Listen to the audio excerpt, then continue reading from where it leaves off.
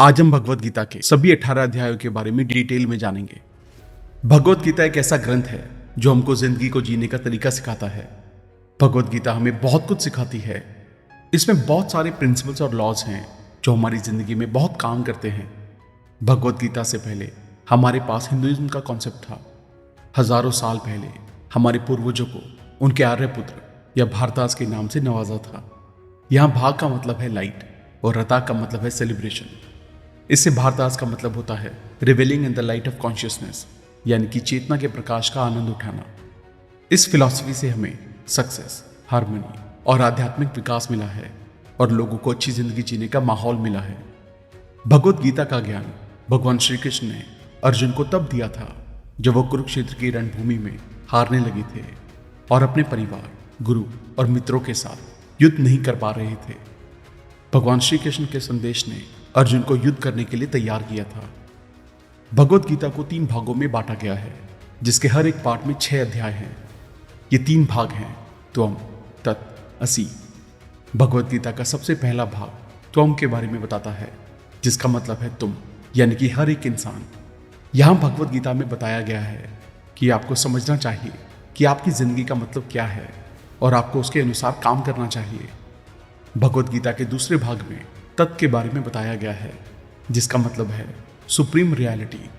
यहां भगवान श्री कृष्ण कहते हैं कि हर चीज में भगवान है और सब चीजें भगवान में हैं। भगवान श्री कृष्ण ने ये सारी चीजें अपने अध्ययन और विश्लेषण के आधार पर बताई हैं। उन्होंने हर एक चीज को नाम दिया और उन सब चीजों को भगवान बताया। उन्होंने सारी चीजों को एक जगह रखा और बताया कि ये विश्व रूपों का स्वरूप है, जो उनका विराट स्वरूप है। भगवत गीता का तीसरा भाग असि के बारे में बताता है, जिसका मतलब है भगवान और इंसान के बीच का रिश्ता। यहां भगवान श्री कृष्ण बताते हैं कि ये पूरा जगत 3 गुणों का बना हुआ है। तमस मतलब अज्ञान या अंधकार, राजस मतलब कर्म और सत्वा मतलब संतुलन। ये तीनों हमें बांधे रखती हैं और हमें सच्चाई से वाकिफ कराती हैं। लेकिन इससे पहले कि आप भगवत गीता में खो जाएं, इमीडिएटली चैनल को सब्सक्राइब और वीडियो को इमीडिएटली लाइक भी कर दें। हमारी ये वीडियो थोड़ी लंबी हो सकती है क्योंकि इस वीडियो में सभी 18 अध्याय को डिटेल में बताया गया है, इसलिए वीडियो को एंड तक देखना जरूरी है। अध्याय 1, अर्जुन ग्रीफ, अर्जुन विषाद योग। भगवत गीता के पहले चैप्टर में भगवान श्री कृष्ण ये मैसेज देते हैं कि हमारे सारे दुख और दर्द का मूल कारण ये है कि हम उनसे लड़ने के लिए तैयार नहीं हैं। यही कारण था कि श्री कृष्ण ने अर्जुन को युद्ध के बीच में, जब वो तलवार को लटका के बुलंद गर्जना के साथ जब सेनाएं चिल्ला रही थी, तब भगवत गीता का ज्ञान दिया था। संघर्ष हर जगह है, पर जितना जल्दी हम उस संघर्ष की सच्चाई को और उससे होने वाले असर को पहचान लेंगे, उतना ही जल्दी हम हमारे व्यक्तिगत, व्यवसायिक और आध्यात्मिक सफर को आगे बढ़ा पाएंगे। इसका मतलब ये है कि जब तक हमें रोग का पता ही नहीं है, तब तक हम उसकी दवाई नहीं ले सकते। उसके अलावा हम सारी मुश्किलों का अकेले समाधान नहीं निकाल सकते। ज्यादा से ज्यादा हम अकेले उसको या तो डिले कर सकते हैं या उसका रूप बदल सकते हैं। संघर्ष 3 प्रकार के होते हैं, चीजों का, मानसिक या आध्यात्मिक। पहले प्रकार का संघर्ष हर जगह है, जैसे कि 2 एटम एक दूसरे से टकराते हैं। हम इंसानों का संघर्ष हर एक लेवल पर होता है, चाहे वो बच्चों के साथ हो या फिर भाई बहनों के साथ या फिर अपने पति पत्नी के साथ, हमारे साथ काम करने वाले लोगों के साथ, या चाहे वो हमारे अपने देश या राज्य के साथ ही क्यों ना हो। चीजों से जुड़े हुए संघर्ष को डील करने के लिए हमें जानना होगा कि किसी भी सिचुएशन में कैसे काम किया जाए और क्या बोला जाए। दूसरा संघर्ष यही बताता है कि हम हमारी चीज़ों से जुड़े संघर्ष में कैसे अपने आप को हैंडल करते हैं, जो कि हमारी मानसिक सिचुएशन पर बहुत ज़्यादा निर्भर है। हमारा माइंड हमेशा हमारे लॉजिकल माइंड और हमारे ईगो के बीच में संघर्ष करता है। हमारा सबसे पहला संघर्ष हमारे माइंड में पैदा हुए ईगो के साथ होता है, जो हमारी सिचुएशन को ज़्यादा सरल या फिर उसको ज़्यादा स्ट्रेसफुल बना देता है और हम हर सिचुएशन को लड़ाई के नजरिए से देखने लगते हैं। इससे ये हमारे माइंड के सही सोचने समझने वाले हिस्से को शांत कर देता है और जब हमारा रैशनल माइंड एक्टिव होता है, तब हम सही डिसीजन लेने के लिए कैपेबल नहीं रहते हैं, क्योंकि हम संघर्ष के आर्ग्यूमेंट्स को सॉल्व ही नहीं कर पाते हैं। हम हमेशा हमारे माइंड में ही बातें करते रहते हैं। चलो वापस से चलते हैं कुरुक्षेत्र की युद्ध भूमि में, जहां अर्जुन फैसला नहीं ले पा रहे हैं। जब अर्जुन इस संघर्ष में फंसे हुए थे, तब वो अपने लॉजिकल माइंड में क्लियर थे कि वो एक योद्धा हैं और वो इस रणभूमि में अपने दुश्मनों से किसी कारण ही लड़ने के लिए उतरे हैं। पर जब वो योद्धा की दूसरी साइड, जहां उनके परिवार वाले और रिलेटिव्स दुश्मनों की जगह खड़े हैं, तब उनका रैशनल माइंड संघर्ष और विचारों में डूब जाता है और कहता है कि क्या मुझे अपने परिवार वालों को मारना चाहिए या मुझे अपने फर्ज को पूरा करना चाहिए। पर थोड़े ही टाइम में उनका पुरानी सोच रखने वाला माइंड उनके रैशनल माइंड पर कंट्रोल कर लेता है और वापस शांत मोड में चला जाता है। उनका माइंड उनको ये बताने लगता है कि योद्धा बनने से तो अच्छा है कि मैं भाग जाऊं और साधु बन जाऊं। यही सब सोचते सोचते उनके दिमाग में और ज़्यादा संघर्ष हो जाता है और वो रणभूमि के बीच में ही टूट जाते हैं। वो लड़ने को भी तैयार नहीं थे, ना ही उन्हें क्या करना है ये डिसाइड कर पा रहे थे। उनको बस इन सब चीज़ों से भाग जाना था। हम सभी ऐसी सिचुएशन में कभी ना कभी आते हैं और ये डिसाइड नहीं कर पाते हैं कि हमें क्या करना चाहिए और क्या नहीं करना चाहिए।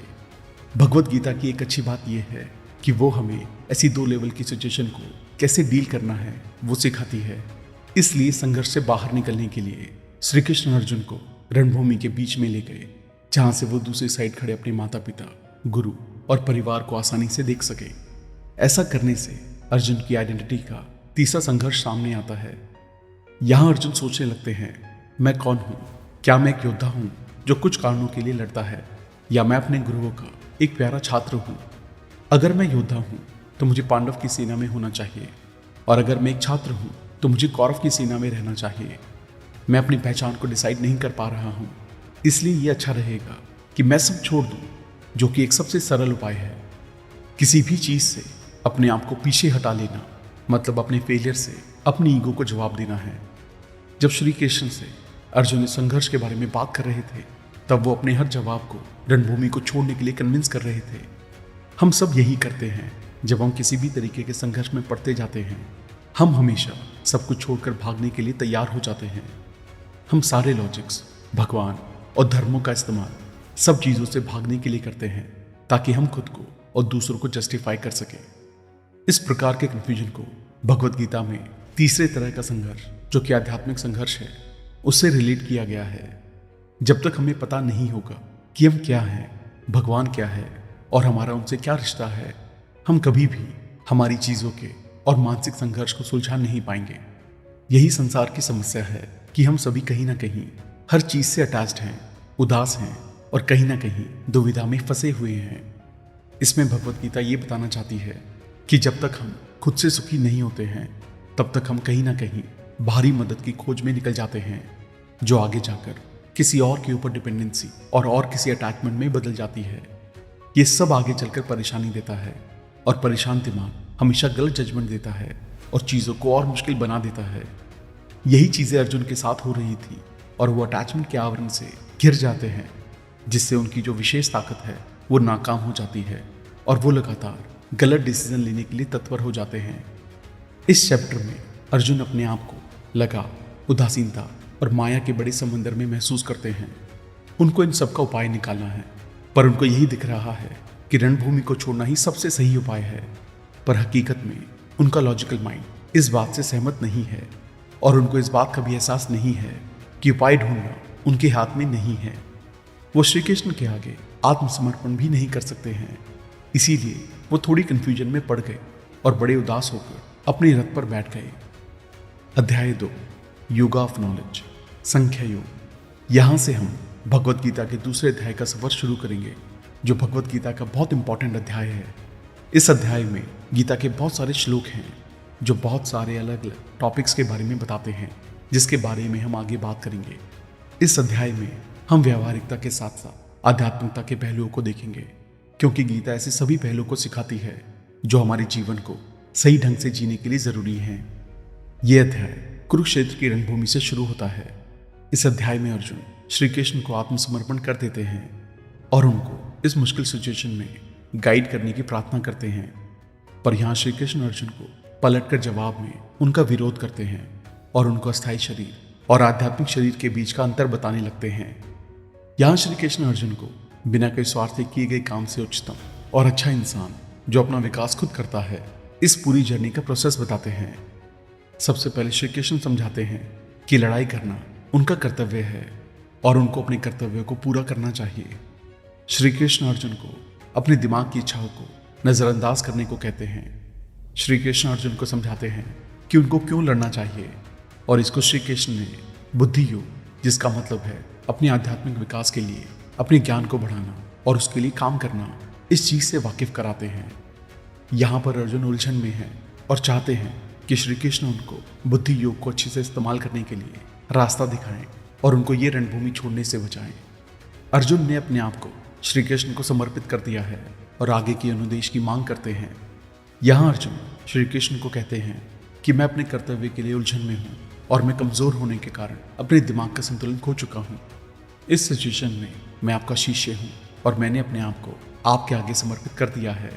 कृपया करके आप मुझे गाइड करें और मुझे जो मेरे लिए सही है वो रास्ता दिखाएं। यहाँ पर श्री कृष्ण अपनी शिक्षा को संख्या नीति से समझाते हैं, जिसका मतलब है सारी चीजों और आत्मा का विशेष अध्ययन करना। अर्जुन को अपने परिवार वालों के मरने का डर है, पर श्री कृष्ण उनको अपनी सही जिंदगी के बारे में जागरूक कराते हैं, जिसमें वो उनकी आत्मा और उनके बाहरी शरीर के रिलेशन के बारे में बताते हैं। आत्मा कभी जन्म नहीं लेती है, ना ही कभी मरती है। वो सिर्फ एक शरीर से दूसरे नए शरीर में चली जाती है। जब भी कोई मरता है तो उनकी आत्मा एक नए शरीर में चली जाती है, ठीक उसी तरीके से जैसे हम पुराने कपड़े उतारकर नए कपड़े पहन लेते हैं। इसी तरीके से हमारी आत्मा नए शरीर को स्वीकार कर लेती है और पुराने शरीर का त्याग कर देती है। इसी तरीके से हर एक बुद्धिमान इंसान कभी भी बाहरी चीजों के बदलाव से परेशान नहीं होता है और वो अस्थायी परिवर्तन के ऊपर इतना ध्यान नहीं देता है। इसके अलावा वो अपने शरीर के सुख या दुख की भी परवाह नहीं करता है। एक क्षत्रिय का धर्म अपने बाहरी शरीर से मुक्ति पाना है। हमें ये समझना चाहिए कि मेरा असली आत्मसम्मान अंदरूनी है और वो कभी नहीं मरेगा। यहाँ अर्जुन का कर्तव्य धार्मिक सिद्धांतों के लिए लड़ाई करना है और उसमें उनको डरने की कोई जरूरत नहीं है। यहाँ श्री कृष्ण कर्म योग के बारे में बताते हैं और कहते हैं कि जब हम सर्वश्रेष्ठ शक्ति के प्रति बिना किसी स्वार्थ के अपना काम करते हैं तो वो इंसान शारीरिक बंधनों के जाल से मुक्त हो जाते हैं। इस अध्याय के अगले भाग में श्री कृष्ण स्थिता प्रांजन के बारे में बताते हैं और इंसान की जागरूकता के बारे में बात करते हैं। इस तरीके से इंसान अपनी आइडेंटिटी को अपनी अवेयरनेस के साथ जोड़कर मेटेरियलिस्टिक यानी कि भौतिकवादी दुनिया से अलग हो जाता है। मन और बुद्धि से नियंत्रित इंद्रियों के साथ इंसान भौतिक परेशानियों जैसे सुख और संकट, हानि और लाभ से बिल्कुल इफेक्ट नहीं होता। ऐसा इंसान मन की आध्यात्मिक अवस्था को प्राप्त कर सकता है। अर्जुन को ये सीख मिली कि वो सिर्फ अपनी फिजिकल बॉडी से अपनी ताकत ना दिखाएं, पर अपनी इंटेलिजेंस को भी गहराई से समझें और आगे बढ़ें। अध्याय 3 कर्मयोग। जब अर्जुन उलझन में थे और श्री कृष्ण उनको कार्यरत रहने के लिए सही रास्ता और समझ दे रहे थे, उसके बाद श्री कृष्ण ने अर्जुन को संख्या और कर्म के बारे में बताया, जिसका मतलब है ज्ञान और कार्य करना। श्री कृष्ण आगे समझाते हुए कहते हैं कि सही काम करना भी एक तरीके की पूजा ही है, जो काफी महान पुरुषों ने ऐसे काम करके लोगों के लिए एक एग्जाम्पल बनाया है। श्री कृष्ण अपना ही एग्जाम्पल देते हुए कहते हैं कि उन्होंने काफी सारे काम बिना किसी आशा को रखकर किए हैं। श्री कृष्ण अर्जुन को सही ईगो के साथ किए गए काम और ऐसा नहीं सोचने के लिए उत्साहित करते हैं कि ये काम मैंने किया है। वो अर्जुन को ये बताना चाहते थे कि हमारा हर एक काम कहीं ना कहीं हमारे हर एक गुण पर काम करने वाला गुण होता है। श्री कृष्ण उनको बताते हैं कि ये बेहतर रहेगा कि अगर वो अपना काम अच्छे से करें और दूसरे क्या कर रहे हैं उसके बारे में सोचने से बचे। अर्जुन ने श्री कृष्ण को ये पूछा कि इंसान का कौन सा काम उनको बुराई की तरफ ले जाता है। श्री कृष्ण यहाँ समझाते हुए कहते हैं कि हर एक इंसान का काम उनके गुणों के ऊपर डिपेंड है। जैसे राजस गुण, इसका मतलब है कि इस इंसान के पास जुनून और लड़ने की क्वालिटीज हैं। गुणों के कारण ही इंसान अपनी ज़रूरतों के लिए काम करता है और कभी कभी गुस्सा भी हो जाता है, जिससे वो बुरे काम करने लगता है। इन सब को दूर करने के लिए श्री कृष्ण कहते हैं कि हमें अपना दिमाग हमारी सेंसेस से स्ट्रांग रखना चाहिए और हमारी स्वयं की समझ हमारे दिमाग से स्ट्रांग होनी चाहिए। अर्जुन क्षत्रिय जाति के हैं, इसलिए उनको एक युद्ध के मार्ग पर चलना शोभा देता है। अगर कोई ब्राह्मण या पुजारी जाति का है तो वो योगिक ज्ञान और समझ के लिए जाना जाता है। ये सब ध्यान और शास्त्रों में बताया गया है। श्री कृष्ण गुण की बात करते हुए ये बताते हैं कि कर्म करना और कर्म ना करना 3 गुणों पर आधारित है, जो है सत्व मतलब शुद्धता और परिपूर्णता, राजस मतलब जुनून, तमस मतलब अंधकार या विनाश। इन सभी का संतुलन पूरी दुनिया में संतुलन फैला देता है। अध्याय 4 रिनंसिएशन ऑफ एक्शन ज्ञान कर्म संन्यास योग। पहले अध्याय से चौथे अध्याय तक का सफर हमें हमारी पर्सनैलिटी यानी कि हमारी व्यक्तित्व को धीरे धीरे आगे बढ़ने की बातों के बारे में बताता है। पहला अध्याय हमें स्वार्थी व्यवहार के बारे में बताता है, जिसमें हम हर चीज में अपना ही फायदा देखते हैं। पर जैसे जैसे हम दूसरे और तीसरे अध्याय की तरफ आगे बढ़ते हैं, वैसे वैसे वो हमें निष्काम कर्म मतलब स्वार्थहीन काम से रूबरू कराता है। चौथा अध्याय हमें उससे भी आगे के लेवल पर ले जाता है, जिसका शीर्षक है ज्ञान कर्म संन्यास योग। यहाँ हमें विभिन्न प्रकार का ज्ञान मतलब कि हमारी आत्मा का आध्यात्मिक ज्ञान, भगवान और उनके साथ हमारा रिश्ता, ये दोनों ही शुद्ध और मुक्त हैं। श्री कृष्ण पहले समझाते हैं कि हर एक को अपना ज्ञान पहले एक विद्यार्थी की तरह, फिर उनकी दिखावट की तरह और बाद में एक मिशन की तरह लेना चाहिए। श्री कृष्ण कहते हैं कि आपका धार्मिक कार्य ही आपका अंतिम लक्ष्य है।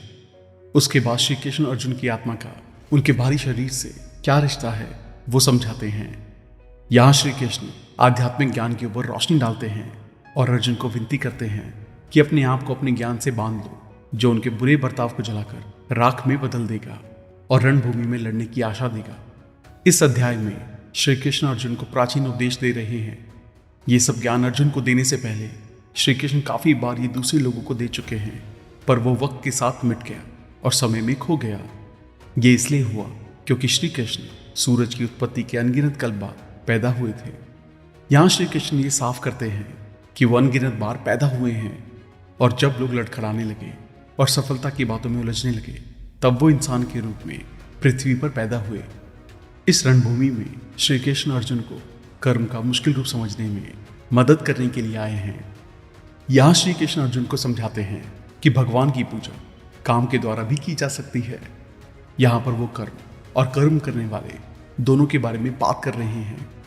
हम पूजा काफी तरीके से कर सकते हैं, ध्यान, खुद को स्वीकार करके और शास्त्रों को पढ़कर भी कर सकते हैं। हमारी इंटेलिजेंस हमारे अच्छे काम का परिणाम है, और वो तभी आती है जब हमें हमारी लाइफ में एक अच्छा मार्गदर्शन देने वाला गुरु मिले। श्री कृष्ण यहाँ सेक्रीफाइस यानी कि बलिदान की शिक्षा देते हैं। हिंदू पौराणिक कथाओं के अनुसार बलिदान का मतलब है एक पवित्र अग्नि के चारों ओर जल या भोजन जैसे अनुष्ठान या इनका चढ़ावा अर्पित करना। इस मार्ग में श्री कृष्ण अर्जुन को विशेष रूप से कर्मयोग अर्थात सही कर्म के रास्ते पर अग्रसर कर रहे हैं। सभी रास्ते मुख्य रूप से सही कार्य करने के लिए पैदा होते हैं।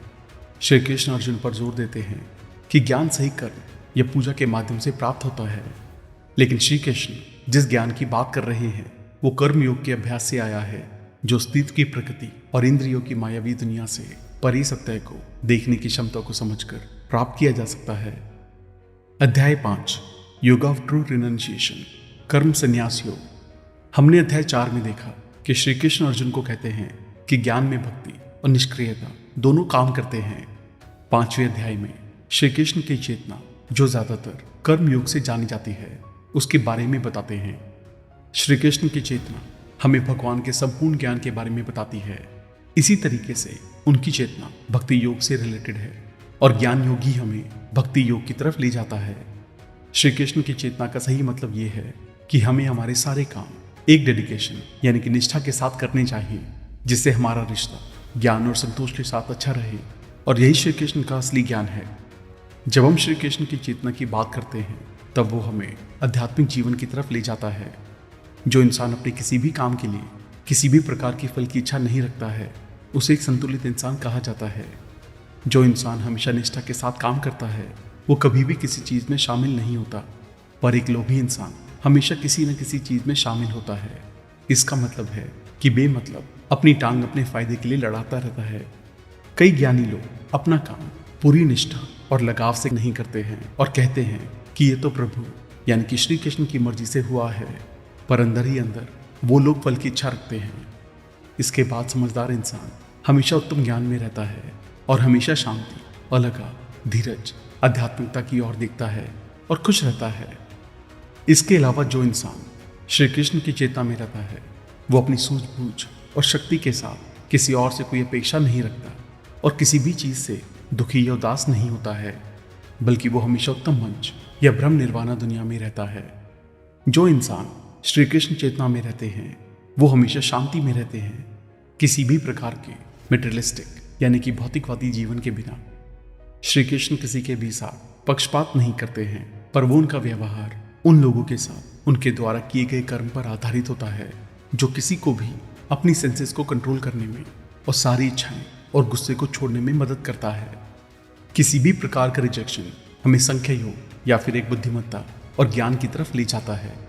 श्री कृष्ण हमें सच्चाई के रास्ते पर और खुद से भी सच बोलने के लिए कहते हैं। इसका मतलब है कि जब हम इसमें से कोई एक रास्ता चुन लेते हैं तब हम दोनों रास्तों को पा लेते हैं। हम लोग मेडिटेशन यानी कि ध्यान लगा के सारे सांसारिक सुखों को छोड़ सकते हैं और शास्त्रों को पढ़ने से खुद को समझने की बुद्धि मिलती है और हम काफ़ी दुखों से बाहर निकल सकते हैं। कर्म योग का रास्ता भी हमें काफ़ी शांति देता है। श्री कृष्ण यहाँ दोनों रास्तों का अंतर समझाते हैं और कहते हैं कि कई लोग अपने हालातों के कारण अस्वीकारे जाते हैं और कई लोग जैसे कि अर्जुन योग से अपने आप को काबिल बनाते हैं। अध्याय 6 द योगा ऑफ मेडिटेशन, ध्यान योग। भगवत गीता के अध्याय 6 में भगवान श्री कृष्ण एक सच्चे सन्यासी जो किसी भी तरीके का लगाव और उनका हाव भाव कैसा होता है उसके बारे में समझाते हैं। जब हमारा कर्म योग के लिए ज्ञान और त्याग बढ़ने लगता है तब हम एक ऐसे स्टेज पर पहुंच जाते हैं जिसको ज्ञान योग कहते हैं, जो मेडिटेशन की अलग अलग तरह की शारीरिक प्रक्रियाओं द्वारा ध्यान से रिलेटेड है और हमारा माइंड एक जगह पर केंद्रित होता है, जिसको अष्टांग योग या ध्यान योग कहते हैं। कर्म योग में इंसान को अपनी ही इच्छाओं का त्याग करना होता है। यहाँ पर लोग अपने आप को मन, शरीर और इंद्रियों के द्वारा आगे ले जाना चाहते हैं, बल्कि हमें उनको काबू में करना है। जो कोई भी योग का अभ्यास करना चाहते हैं उसे ध्यान के अभ्यास में महारत हासिल करनी चाहिए, जिसमें साफ फर्श पर बैठना, कपड़ों से ढके रहना, आसन को सीधा रखते हुए और सोने और खाने में संयमित होकर एक ही वस्तु पर ध्यान केंद्रित करना शामिल है। इससे मन को शांति मिलती है। योग का यह अभ्यास इंसान को दुखों से मुक्त करता है। इसके जवाब में अर्जुन श्री कृष्ण को पूछते हैं, दिमाग कैसे शांत हो सकता है? वो उतना ही मुश्किल है जितना हवा को कंट्रोल करना। श्री कृष्ण इसके जवाब में कहते हैं कि ये मुश्किल जरूर है, पर वो आत्मसंयम और आत्मानुशासन से हासिल किया जा सकता है। श्री कृष्ण उनको इस बात से भी आश्वस्त करते हैं कि अगर कोई इंसान अनुशासित नहीं है पर अपने आप में विश्वास रखता है, तब भी वो इंसान कहीं खोता नहीं है। अच्छाई और ज़्यादा अच्छाई को बढ़ाती है, और वो इंसान जिसमें आप संयम नहीं होता, उस इंसान को भी जिंदगी में शांति और जीवन का लक्ष्य मिल ही जाता है। आगे अर्जुन कहते हैं कि योग की प्रैक्टिस में सबसे मुश्किल भाग अपने दिमाग को कंट्रोल में रखना है, क्योंकि उनको पता है कि उनकी माइंड की स्ट्रेंथ और वीकनेस है बेचैन रहना, अस्थिर होना और मजबूत स्वभाव। इस योग की प्रैक्टिस करने में उनकी असमर्थता दिखती है। श्री कृष्ण कहते हैं कि इन सब से हम निरंतर अभ्यास और लगन से बाहर निकल सकते हैं। जो इंसान उनके अभ्यास में फेल होता है वो अच्छी बुद्धिमत्ता वाले उत्तम परिवार में जन्म लेता है और ऑटोमेटिकली योगिक प्रिंसिपल की तरफ अट्रैक्ट होता है। श्री कृष्ण इस अध्याय के आखिरी 2 श्लोक में समझाते हैं, योगी हमेशा तपस्वी से बड़ा होता है। इसका मतलब ज्ञानी और कर्मी है। अष्टांग योग का लक्ष्य भक्ति योग से हासिल किया जा सकता है, जिसमें माइंड, बॉडी, आत्मा और सेंसेस को इन्वॉल्व करना होता है। सभी योगी श्री कृष्ण को एक परमात्मा के रूप में देखते हैं। अध्याय 7 नॉलेज एंड विजडम, ज्ञान विज्ञान योग। पहले के 6 अध्यायों में श्री कृष्ण ने इंसान को अपना जीवन जीने के लिए मेटेरियलिस्टिक दुनिया से कैसे परफेक्शन की तरफ अपना कदम बढ़ा सकते हैं उसके बारे में सारी जानकारी और ज्ञान दिया है।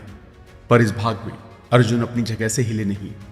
अर्जुन के पास ज्ञान की कमी नहीं है, लेकिन उन्हें उसी ज्ञान को अपनी सूझबूझ से चतुराई में बदलना है। यह हम सबके साथ होता है। किसी भी चीज के बारे में जानकारी होना और उसी काम को करना, इन दोनों में काफी फर्क होता है। हम सब ज्ञान की बातें करते हैं।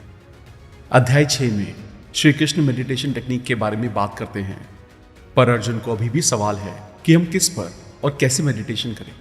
इस अध्याय में श्री कृष्ण ने इसी सवाल का जवाब दिया है। श्री कृष्ण समझाते हैं कि हमें उनको अपने ध्यान में लाकर मेडिटेशन करना चाहिए और वही हमारे ईश्वर हैं ऐसा मानना शुरू कर देना चाहिए। श्री कृष्ण वादा करते हुए कहते हैं कि हमें ज्ञान और चतुराई को एक साथ जोड़कर उनको जानना चाहिए। इस अध्याय में श्री कृष्ण अर्जुन को समझाते हुए कहते हैं, मैं आपको सारी चतुराई का ज्ञान यहाँ दे दूंगा और इस दुनिया में इससे आगे कुछ जानने को बचा ही नहीं है। वो आगे कहते हैं कि इन हजारों लोगों में से कोई एक ही परफेक्शन को हासिल कर सकता है, और सभी जो लोग एफर्ट दे रहे हैं हकीकत में वही मुझे जानते हैं। जब मैंने काफी जन्म ले लिए हैं उसके बाद एक चतुर पुरुष मेरे पास आकर कहता है कि वासुदेवाय सर्वम, मतलब कि वासुदेव ही हर जगह हैं। श्री कृष्ण ईश्वर के हायर और लोअर दोनों पहलुओं को समझाते हैं। श्री कृष्ण के अनुसार लोअर पहलू हमारे 5 तत्वों के साथ हमारा माइंड, बॉडी और बुद्धिमत्ता के बारे में बताता है, जबकि हायर पहलू जीवन जीने के माध्यम जैसे कि हमारे अनुभव से बना है। ईश्वर ही सारे ब्रह्मांड का असली कारण है। श्री कृष्ण उदाहरण के तौर पर अपना ही एक्सपीरियंस बताते हैं, जो कि उनकी इस धरती पर खुशबू और अग्नि से आया हुआ प्रकाश है। आगे श्री कृष्ण अर्जुन को पूछते हैं कि ऐसा कौन सा नकाब हमारे ऊपर लगा हुआ है जो हमें ईश्वर से अलग रखता है। इसके जवाब में श्री कृष्ण कहते हैं कि ये कुछ नहीं बल्कि हमारी माया है, जो तीनों गुणों से बनी हुई है। सत्व मतलब अनुकूलता, राजस मतलब कर्म और तमस मतलब आलस। इन्हीं तीनों के फोर्स से पूरा ब्रह्मांड बना हुआ है। क्या इस तरीके से हम अपने आप को ईश्वर को समर्पित कर सकते हैं, या हमें किसी प्रकार के इंसान की जरूरत है जो उस काम में फिट बैठता हो? श्री कृष्ण के अनुसार दुनिया में 2 तरीके के लोग होते हैं। एक होते हैं जो बुरा काम करते हैं और एक होते हैं जो अच्छा काम करते हैं। अच्छा काम करने वाले भक्त के नाम से जाने जाते हैं और श्री कृष्ण उन भक्तों को 4 भागों में बांटते हैं, जिसमें व्यथित, जिज्ञासु, मुक्ति की इच्छा रखने वाले और चतुर लोग आते हैं। इसमें से चतुर भक्त ईश्वर के प्रिय होते हैं, क्योंकि वो लोग ईश्वर को कहीं और नहीं बल्कि अपने आप में देखते हैं। बाकी 3 प्रकार के भक्त किसी कारण के लिए ईश्वर की तलाश करते हैं। ईश्वर को इनसे कोई दिक्कत नहीं है, बल्कि वो तो ये कहते हैं कि इससे उनका ईश्वर के ऊपर विश्वास मजबूत होता है और उनका अहंकार कमजोर बन जाता है। ऐसा होने तक ईश्वर उन सीमित देवताओं के माध्यम से फल देता है। ईश्वर का स्वभाव इन 3 गुणों माइंड, बॉडी और सेंसेस, जो कभी जन्म नहीं लेती हैं और चेंज भी नहीं होती हैं, उनसे परे है। श्री कृष्ण कहते हैं कि ईश्वर पूरे ब्रह्मांड से परे है, लेकिन जब सृष्टि की शुरुआत हुई थी तब हम में से ज्यादातर लोग माया, ब्रह्मांड, समय और तीनों गुणों के माध्यम से बंधे हुए थे। इस अध्याय को कंक्लूड करते हुए श्री कृष्ण कहते हैं कि केवल वही लोग जो अपने सच्चे स्वभाव से ईश्वर की इच्छा रखते हैं, जिनके कर्म योग हमेशा इस काम को करने के लिए तैयार रहते हैं, लेकिन हमें उन साधनों को सीखने की जरूरत है जिनके द्वारा हम धीरे धीरे अपने आप उससे बाहर निकलने के लिए खुद को ट्रेन कर सकते हैं। अध्याय 8 इनपेरिशेबल ब्रह्मांड, अक्षर ब्रह्मा योग। अध्याय 8 में अर्जुन ने श्री कृष्ण से 7 सवाल पूछे और उनके श्री कृष्ण ने जवाब दिए। इस अध्याय का सबसे जरूरी सवाल जो अर्जुन ने श्री कृष्ण को पूछा है वो ये है कि हम मरने के बाद ईश्वर को कैसे पा सकते हैं। यही इस अध्याय का सबसे मेन टॉपिक है। इस अध्याय के शुरू में श्री कृष्ण ने मरने के समय के बारे में सोचा, जो हमारे भाग्य को निर्धारित करता है। अगर ईश्वर का भी यही विचार है तो हम ईश्वर को पा सकते हैं। यहाँ श्री कृष्ण आगे बताते हैं कि हमें ये नहीं पता है कि हम कब मरने वाले हैं, इसलिए श्री कृष्ण हमें सलाह देते हैं कि हमें हमारी पूरी जिंदगी में ईश्वर पर ध्यान लगाना चाहिए, जो अपने आप हमारा फाइनल थॉट बन जाएगा। इस थॉट को बदलने के लिए श्री कृष्ण ने हमें 3 प्रकार के मेडिटेशन के बारे में समझाया है। पहले टाइप का मेडिटेशन ईश्वर का विराट रूप है और दूसरे टाइप के मेडिटेशन में हम ओम से शुरुआत करते हैं, जो कि ईश्वर का नाम है। ये दोनों प्रकार के मेडिटेशन हमें हमारे प्राण यानी जिंदगी को कंट्रोल करने में मदद करते हैं। ये मेडिटेशन हमारी कैपेबिलिटी से परे है, इसीलिए श्री कृष्ण हमको तीसरे टाइप का सिंपल मेडिटेशन करने की सलाह देते हैं। इसलिए यहाँ पर श्री कृष्ण हमें जिंदगी भर ईश्वर को किसी भी रूप में याद रखने के लिए कहते हैं। यहाँ पर अर्जुन श्री कृष्ण से पूछते हैं कि तो फिर हमारे मरने के बाद क्या होता है। इसके जवाब में श्री कृष्ण कहते हैं कि ब्रह्मांड घटन और विघटन के एक अनंत चक्र की तरह है, जिसे प्रतीकात्मक रूप से भगवान ब्रह्मा के दिन और रात के रूप में दर्शाया गया है। भगवान ब्रह्मा के दिन और रात दोनों 4.32 बिलियन ईयर्स जितने लंबे होते हैं। हर एक रात के अंत में सारे जीवों की वापस से अभिव्यक्ति होती है। इसका मतलब ये हुआ कि वो लोग दिन के अंत में फ्रीज हो जाते हैं और दिन के शुरुआत में पिघल जाते हैं। ये एक लगातार चलने वाला प्रोसेस है।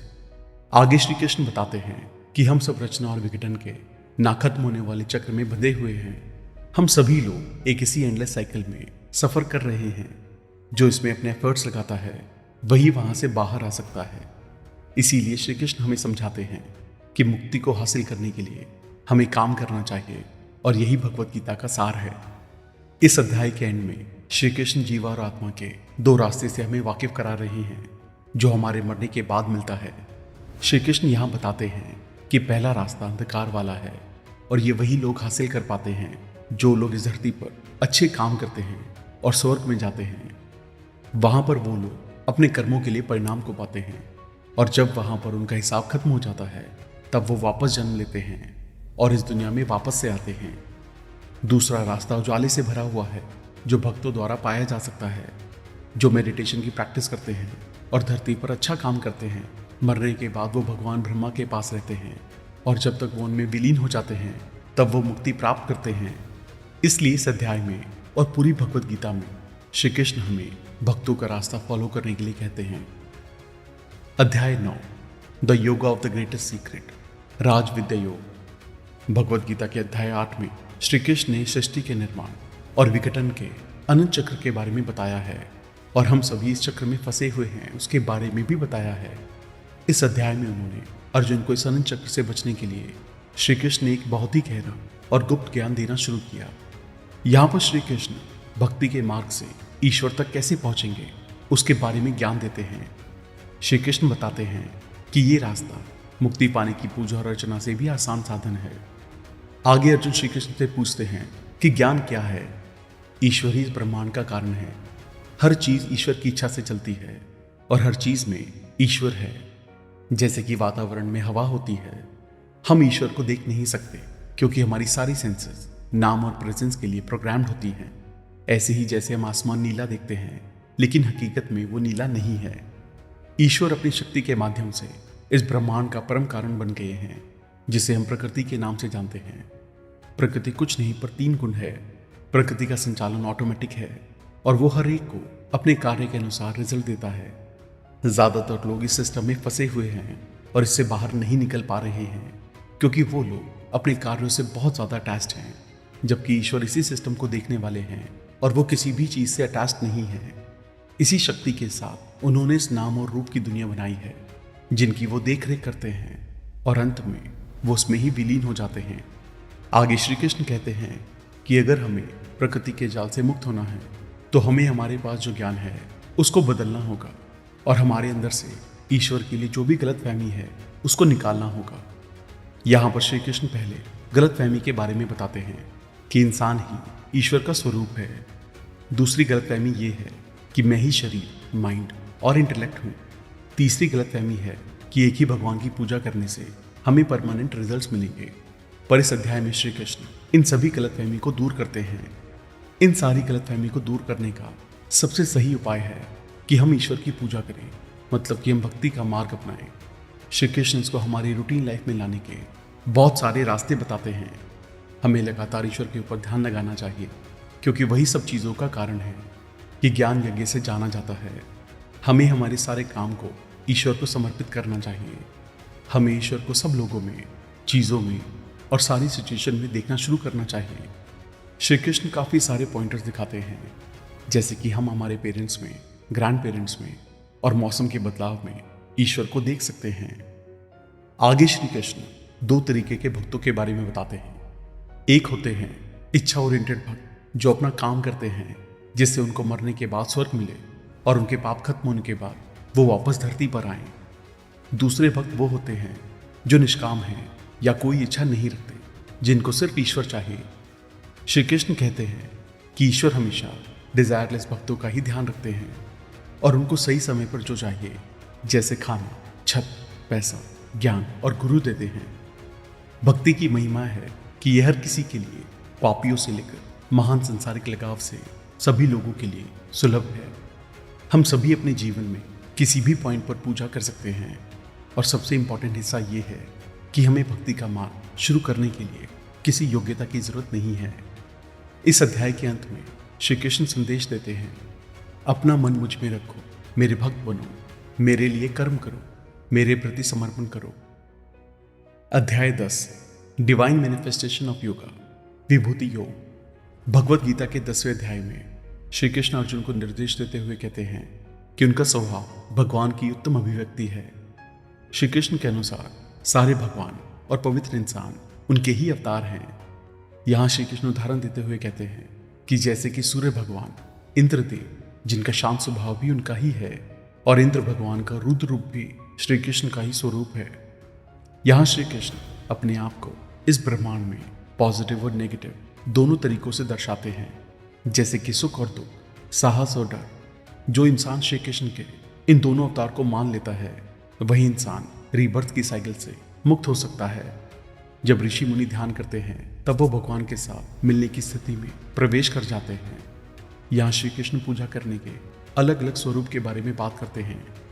हमें ये समझना चाहिए कि श्री कृष्ण ही सभी चीज़ों का सोर्स है, और इसके लिए पूजा ही देवता की स्थिति में प्रवेश करने का उच्चतम स्रोत है। श्री कृष्ण को सुनने के बाद अर्जुन ये मानने लगे कि जो भी श्री कृष्ण ने उन्हें कहा है और समझा रहे हैं, वही एक उच्चतम स्वरूप है।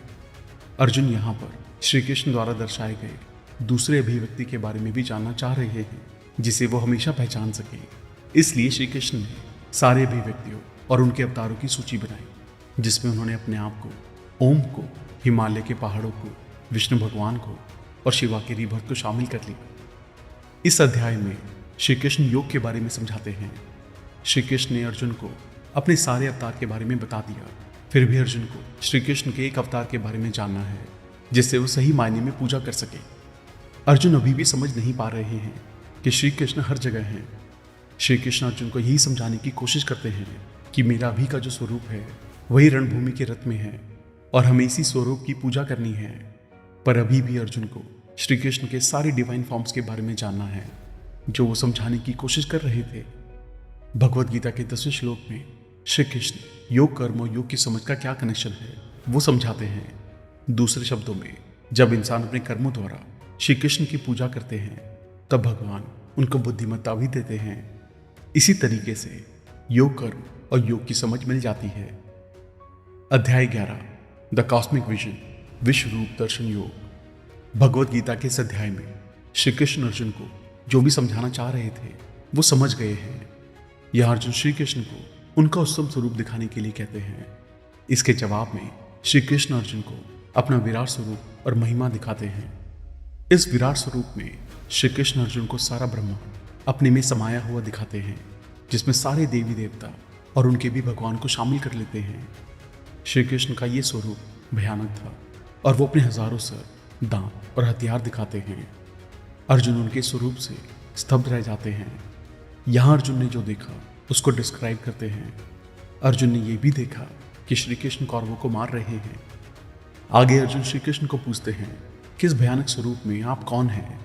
इस जवाब में श्री कृष्ण कहते हैं कि वो मृत्यु हैं, और अर्जुन आपको इस रणभूमि में कौरवों की परवाह किए बिना लड़ना होगा। श्री कृष्ण आगे बताते हैं कि कौरव तो मर ही चुके हैं, अर्जुन आप सिर्फ एक साधन हैं। अर्जुन अपने घुटनों पर बैठकर श्री कृष्ण को अपनी गलती के लिए माफी मांगते हैं। अर्जुन श्री कृष्ण का अत्यंत विराट रूप देखकर डर गए थे, और श्री कृष्ण से विनती करते हैं कि वो अपने असली स्वरूप में आ जाएं, जो उनका इंसानी स्वरूप है। श्री कृष्ण अर्जुन को कहते हैं कि उन्होंने उनका ये विराट स्वरूप अभी तक किसी को भी नहीं दिखाया है। वो बड़ी नम्रता से अर्जुन को कहते हैं कि उनको डरने की कोई जरूरत नहीं है, पर शांत और खुश रहें। इस अध्याय में श्री कृष्ण हमारे माइंड के ऊपर फोकस डालते हैं। वो कहते हैं कि हमारे माइंड में कुछ लिमिटेशंस हैं। वो किसी भी चीज़ की तरफ अट्रैक्ट हो सकता है और किसी भी चीज़ के पीछे धकेला जा सकता है। इसको समझाने के लिए श्री कृष्ण हमें ईश्वर का अभी का स्वरूप दिखाते हैं, और फिर उसका विराट स्वरूप भी दिखाते हैं। अभी जो भी हो रहा है या मौजूद है, वो सब ईश्वर का अच्छा रूप है, और वो अपने गुस्से से इन सब का विनाश भी कर सकते हैं। बाद में श्री कृष्ण इस बात पर जोर डालते हैं कि निर्माण और विनाश को एक ही पहलू पर देखना चाहिए, क्योंकि विनाश के बिना निर्माण संभव नहीं है। इन दोनों को इस ब्रह्मांड में जगह दी गई है। इसका मतलब ये हुआ कि जब हमारे कर्म इस धरती पर बहुत थक जाते हैं, तब हमारा विनाश होता है। इसमें कोई भेदभाव नहीं है कि किसका विनाश होगा। इस अध्याय के अंत में श्री कृष्ण अर्जुन को ईश्वर को कैसे पाना है उसकी जानकारी देते हैं।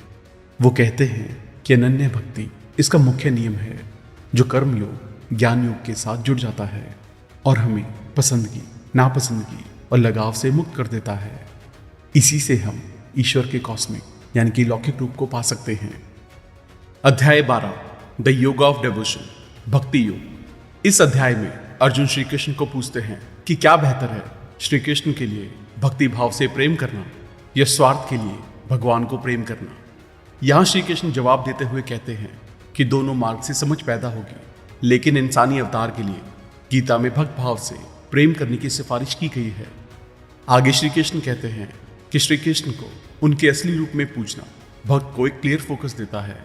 इसके अलावा श्री कृष्ण बताते हैं कि सभी चीजों की अनुमति देने वाले हमें सार के रूप में भगवान के विशाल स्वरूप की पूजा करने के लिए कहते हैं। इसका मतलब ये हुआ कि ऐसा करने से भक्तों को ज्यादा समझ आती है और इसमें ज्यादा काम शामिल है। श्री कृष्ण इस बात पर जोर देते हैं कि श्री कृष्ण पर पूरी तरीके से मेडिटेट करने से श्री कृष्ण उनको अपने पास बुलाते हैं। अगर आप इस तरीके से मेडिटेशन नहीं कर सकते हैं तो एक भक्त की तरह श्री कृष्ण उनको अपने पास सबसे अंत में बुलाते हैं। यहाँ पर श्री कृष्ण अर्जुन को योग में परफेक्ट कैसे बनना है उसके बारे में समझाते हैं। यहाँ श्री कृष्ण कहते हैं कि हमें स्ट्रिक्टली श्री कृष्ण के ऊपर ही ध्यान लगाना चाहिए। अगर हम ऐसा करते हैं तो श्री कृष्ण हमें बहुत प्रेम करते हैं। यहाँ पर श्री कृष्ण हमारे माइंड को एक ही डायरेक्शन में ध्यान देने के लिए कहते हैं। श्री कृष्ण एक संदेश देते हुए कहते हैं कि जिस योगी का माइंड पूरी तरह से केंद्रित है और एक ही दिशा में काम करता है वो हमेशा मेरे अंदर रहता है। यही एक तरीका है जिससे आप मृत्यु और जन्म के साइकिल से मुक्त हो सकते हैं।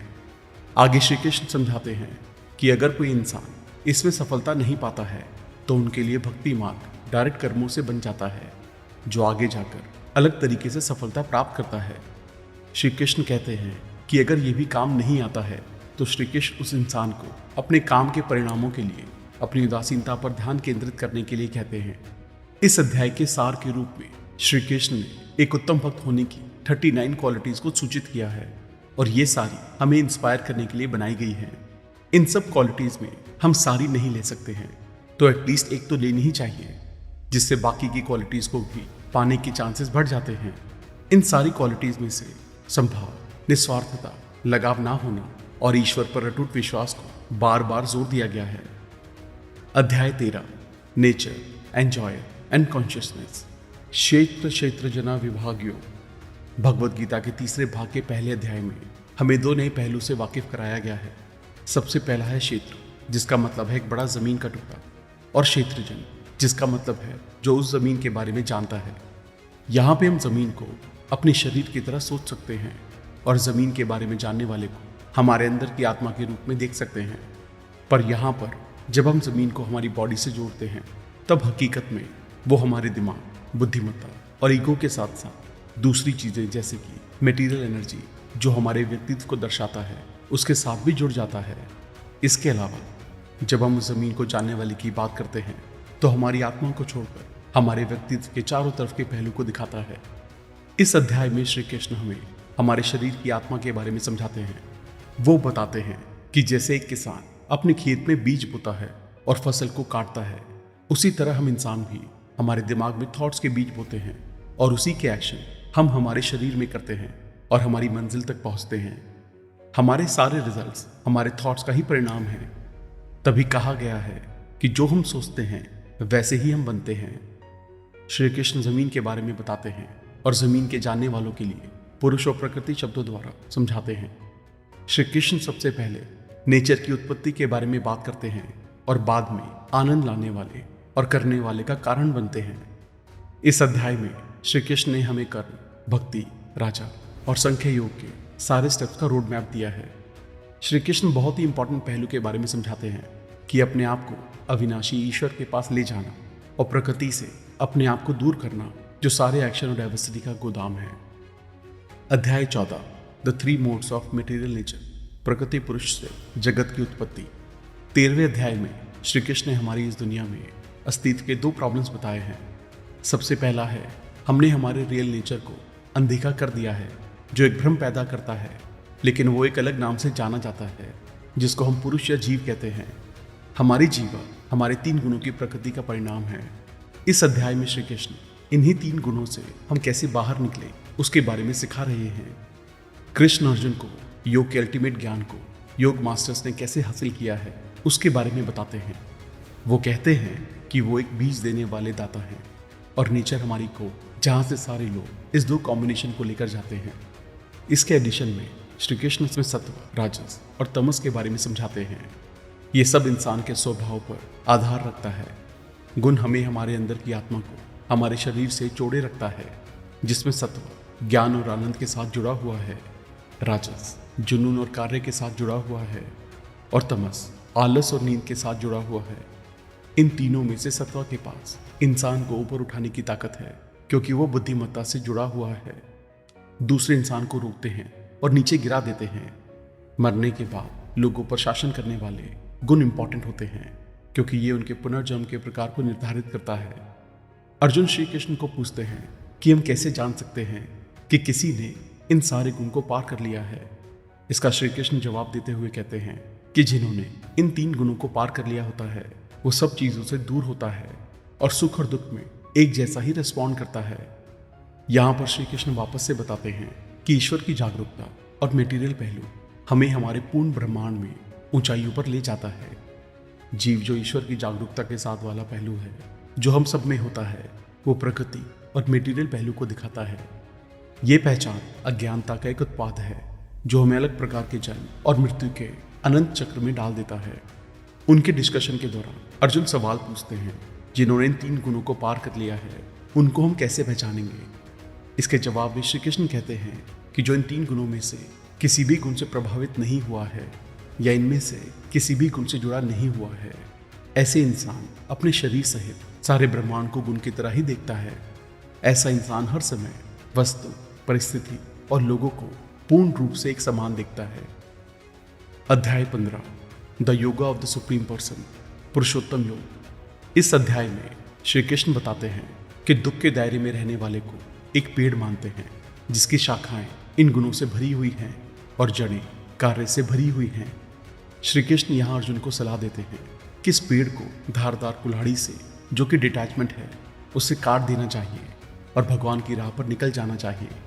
जिन इंसानों में सेल्फ डिसिप्लिन होता है और योग के पाथ को फॉलो करते हैं, वो भगवान को अपने अंदर ही देखते हैं। भगवत गीता का 15वां अध्याय सारे भागों से हटकर है। यह अध्याय सिर्फ गीता को ही नहीं, बल्कि अपने 20 श्लोक में सारे वेदों के बारे में बताता है।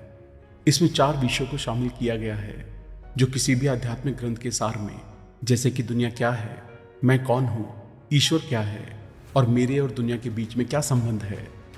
यह अध्याय सबसे पहले इस दुनिया की प्रकृति को संबोधित करता है। इस दुनिया में हमारा अस्तित्व एक पेड़ की तरह है, जैसे एक फैमिली ट्री हो, जहाँ जड़ प्रकृति की हो सकती है, संचालित करने वाले ईश्वर हैं, सगुण ब्रह्मांड गुणों के साथ शाश्वत सार है, जबकि समासार, जो कि इस संसार में हमारा अस्तित्व है, इस पेड़ की बाहरी वृद्धि है। आगे श्री कृष्ण समझाते हैं कि इन सब चीज़ों से बाहर निकलने का एक ही रास्ता है कि हमें अपने आप को डिजायर और एक्शन के अनंत साइकिल से दूर करना है। उदासीनता को अपने अंदर पैदा करने का सबसे अच्छा तरीका है एक सीधे पेड़ के स्रोत पर जाना, जो ईश्वर की शरण में है। ईश्वर हमें सूर्य, चंद्रमा और अग्नि के माध्यम से जागृत करते हैं और ऊर्जा प्रदान करते हैं। यह ऊर्जा पूरे ब्रह्मांड में सोना या अमृत के रूप में परिचालित होती है। केवल वो इंसान जिनके पास ज्ञान की आंख है, जिन्होंने कर्म और बुद्धि योग से खुद को शुद्ध करने के बाद शास्त्रों की शिक्षा को आत्मसात कर लिया है, वो खुद के अविभाजित स्वभाव को पहचानते हैं और बाकी सब भ्रम में जी रहे हैं। अध्याय 16, the divine and demonic natures, देवासुर संपद विभाग योग। भगवत गीता के 16वें अध्याय में श्री कृष्ण हमें हर इंसान के अंदर की अच्छी और बुरी आदतों के बारे में बताते हैं। यहाँ श्री कृष्ण निर्भयता और मन की पवित्रता जैसे सारे अच्छे गुणों से जानकार कराते हैं, जिसमें शैतानी और अहंकार जैसे गुण भी शामिल हैं। श्री कृष्ण आगे ये बताते हैं कि ईश्वर गुण कॉन्फिडेंस और मुक्ति की तरफ बढ़ते हुए पत्थर हैं, जबकि शैतानी गुण कभी ना खत्म होने वाले बंधन और दुख की तरफ बढ़ने वाली चिपचिपी ढलान है। इस अध्याय में श्री कृष्ण फिलॉसफी के बारे में विस्तार से बताते हैं, क्योंकि अत्यधिक भौतिकवाद को शैतानी नेचर से अलग नहीं माना जाता है।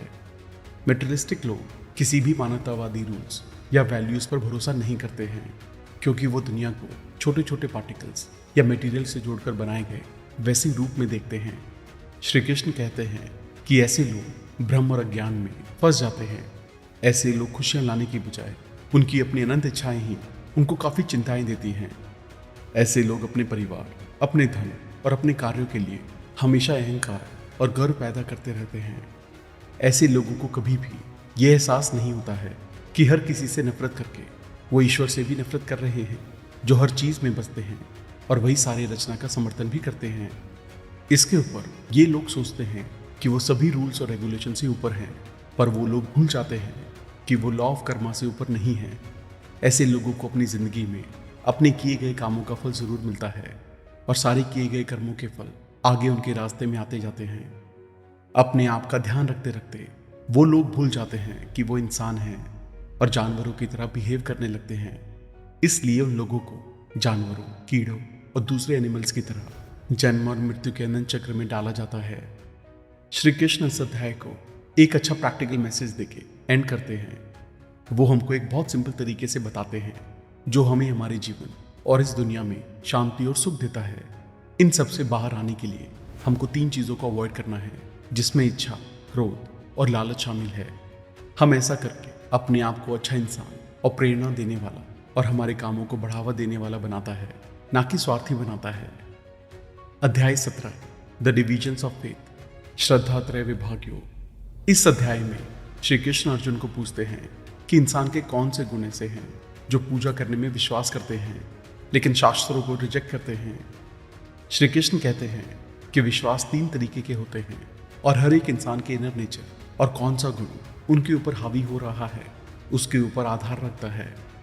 इसके बारे में आगे श्री कृष्ण समझाते हैं कि सात्विक प्रकृति के इंसान भगवान की पूजा करते हैं, जबकि राजसिक प्रकृति के इंसान देवता की पूजा करते हैं और तामसिक प्रकृति के इंसान भूत प्रेत की पूजा करते हैं। श्री कृष्ण खाने को भी 3 भागों में बांटते हैं। सात्विक खाना फ्रेश, रसीला और हमको शक्ति देने वाला होता है। राजसिक खाना कड़वा, सॉल्टी और खट्टा होता है जो हमें अनईजीनेस देता है, जबकि तामसिक खाना टेस्टलेस, बासी, ज़्यादा पका हुआ या खराब होता है। सात्विक खाना हमारी बॉडी, माइंड और स्पीच को कंट्रोल करता है। राजसिक खाना प्राइड और रिस्पेक्ट को पाने के लिए प्रेरित करता है, जबकि तामसिक खाना हमें दूसरों को नुकसान देने और ज़बरदस्ती की पावर दिखाने के लिए प्रेरित करता है। सात्विक दान खुद के लिए दिया जाता है, राजसिक दान बेमन से और स्वार्थ से दिया जाता है, जबकि तामसिक दान डिसरिस्पेक्टफुली और गलत जगह पर दिया जाता है।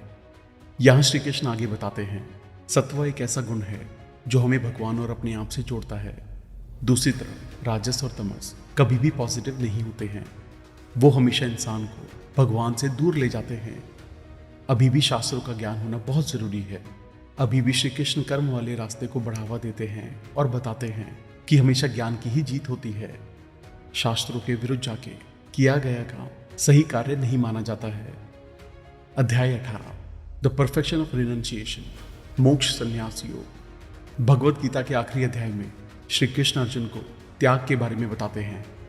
श्री कृष्ण त्याग और सरेंडर करने के बीच के अंतर बताते हैं। श्री कृष्ण जोर देकर कहते हैं कि अगर प्राणी पूरी तरह से कर्म का त्याग नहीं कर सकते हैं, उन्हें कर्म के परिणामों को त्यागना होगा। वो आगे बताते हैं कि जब भी हम कोई काम करते हैं तब हमारे साथ हमेशा 5 तत्व जुड़े हुए होते हैं। ये 5 तत्व हैं हमारा शरीर, हमारा मन, हमारे सेंसरी ऑर्गन्स, हमारा बर्ताव और हमारा सोसाइटी को दिया गया प्रदान। श्री कृष्ण इन कॉन्सेप्ट्स को ज्ञान, कर्म और एजेंट को उनके गुणों के आधार पर 3 भाग में डिवाइड करते हैं। सात्विक ज्ञान हमें सिखाता है कि सभी इंसान विभाजितों के बीच अविभाजित हैं और कभी चेंज नहीं होने वाले और डिवाइड नहीं होने वाले प्राणी हैं। इस अध्याय में श्री कृष्ण उसके बारे में बात करते हैं जिसने खुद पर और योग में अपने आप को मास्टर किया। फ्रीडम की ये सिचुएशन कुछ अच्छे बिहेवियर जैसे कि नॉन अटैचमेंट, सोशल सुखों से अपने आप को डिटैच रखना और गहरे ध्यान में लीन हो जाना होता है। श्री कृष्ण सफल योगी के सबसे अलग कैरेक्टरिस्टिक्स की बात करते हैं। वो आगे बताते हैं कि कैसे एक इंसान का दिल और दिमाग पूरी तरह से भगवान में लीन हो जाते हैं और अल्टीमेट फ्रीडम को पाते हैं। जब अर्जुन ने श्री कृष्ण की तरफ देखा, जब श्री कृष्ण ने कहा कि आप मेरे पास ज़रूर आओगे और मुझे पूरा यकीन है क्योंकि मैं तुमको प्यार करता हूँ। इस अध्याय का एंड इस बात पर जोर देता है कि इंसान की योगिक शक्ति कैसे श्री कृष्ण को समर्पित है। इसलिए वो अर्जुन को कहते हैं कि चिंता करने की कोई ज़रूरत नहीं है और अपनी सारी एनर्जी और फोकस को श्री कृष्ण को प्यार करने में लगा दो। हम में से जो भी कृष्ण को समर्पित है वो कैसे भी मुक्त हो जाता है। यह श्री कृष्ण का जो लोग उनके लिए पूरी तरह से डिसिप्लिन हैं और भगवान के लिए भूखे हैं, उनकी मुक्ति का सीक्रेट है। अर्जुन ने श्री कृष्ण से जो सच्चाई सीखी है उसके लिए धन्यवाद करते हैं और युद्ध करने के लिए वादा करते हैं। थैंक यू दोस्तों। जब मैंने पहली बार भगवत गीता को पढ़ा था तो मुझे बहुत सी ऐसी सीख मिली थी जो मैंने सुनी तो बहुत बार थी, लेकिन कभी उन पर ध्यान नहीं दिया। लेकिन इसको बार बार पढ़ने के बाद मैं अपनी ज़िंदगी में वो सब बदलाव ला पाया जो शायद एक वक्त में सपने जैसे थे। अगर आपने भी इस वीडियो से कुछ खास सीखा है और आपने फैसला किया है कि आप उसको हमेशा याद रखेंगे, तो हमें कमेंट करके ज़रूर बताएं। आशा करते हैं कि आपको ये वीडियो पसंद आई होगी। जब जब वक्त मिले इस वीडियो को देखते रहें और ज़िंदगी में आगे बढ़ते रहें। अगर आपने अब तक हमारे चैनल को सब्सक्राइब नहीं किया है तो इमीडिएटली चैनल को सब्सक्राइब, वीडियो को लाइक और कमेंट भी कर दें। इससे हमारा मोटिवेशन कंसिस्टेंटली बढ़ता है।